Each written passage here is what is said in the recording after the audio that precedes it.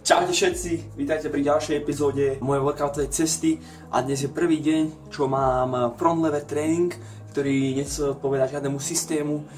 čiže dnes to bude len také krátke video, potom zhrnutie premery dám zase vo štvrtok, pôjdem nejaké holdy, nejaké asi rizy, nejaké negatívy, uvidíme, pôjdem proste to, na čo budem mať chuť, k tomu dám asi nejaký impossible, nejakú stojičku